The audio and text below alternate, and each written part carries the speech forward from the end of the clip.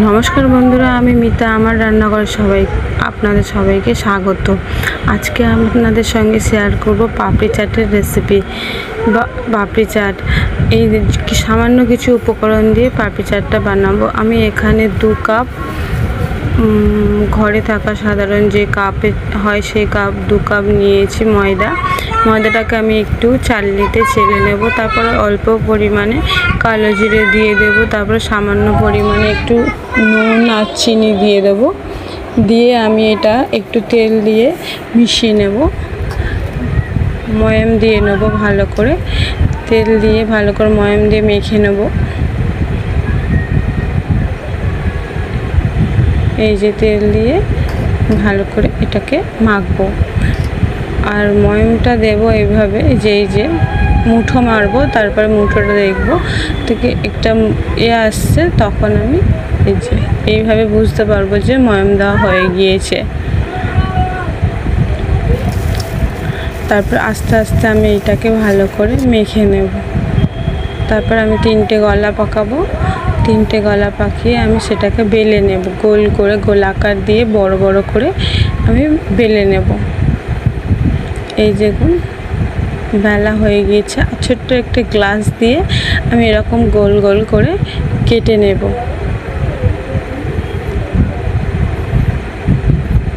এইভাবে সব এক এক করে কেটে বানিয়ে নেব।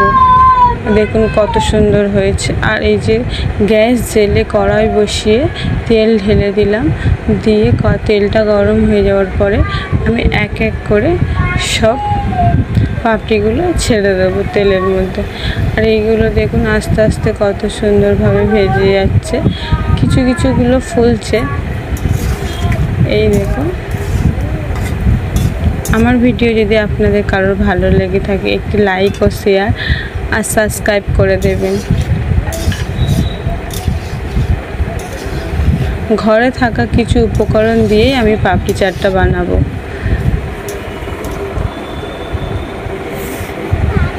বিকালে এরকম যদি পাপড়ি চাট চটপটে খেতে ইচ্ছা করে, তাহলে এইভাবে বানাবেন বাড়িতে, অবশ্যই ভালো লাগবে। খুব সুন্দরই হয় খেতে।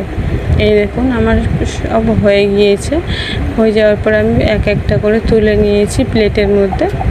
এই দেখুন 2-1টা ফুলেছে। এই যে মুচমুচে, একদম মুচমুচে হয়েছিল পাপড়িগুলো। তারপরে আমি এখানে নিয়ে নেব ছোলা, ধনেপাতা কুচি, লঙ্কা কুচি, পেঁয়াজ কুচি, টমেটো কুচি আর শসা। তারপর এক এক করে একটা বাটির মধ্যে আমি সবগুলো দিয়ে দেব। দিয়ে এটাকে আমি মিশিয়ে নেব। এই যে পেঁয়াজ দিয়ে দিলাম, তারপর লঙ্কা কুচনো দিয়ে দিলাম, পরিমাণ মতো লবণ, তারপরে জিরে গুঁড়ো দিয়ে দেবো।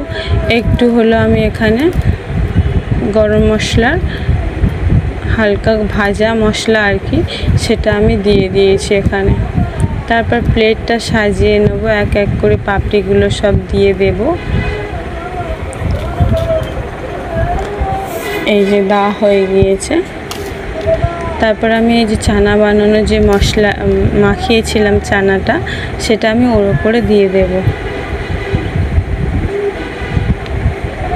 এই যে তারপরে আমি কিছু পাপড়ি ভেঙে গুঁড়ো করে দিয়ে দিয়েছি তার উপরে। তারপরে আমি এখানে সস দিয়ে দেব। তারপরে এখানে আমার তেঁতুল আর মিষ্টি চিনি ফোটানো, যে তেঁতুলের একটা মিষ্টা ভাব, টেস্টি হয় এটা, দিয়ে এর উপরে সাজিয়ে নেব। এটা ঝাল ঝাল মিষ্টি হয়।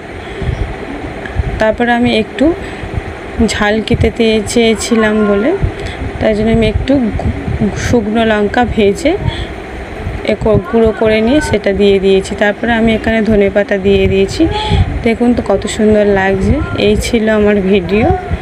কত সুন্দর লাগছে। এইভাবে আপনার বাড়িতে বানাবে, অসাধারণ লাগবে। বিকালের এই খাবারটা টেস্টি টিফিনটা আপনাদের অবশ্যই ভালো লাগবে। এই দেখুন।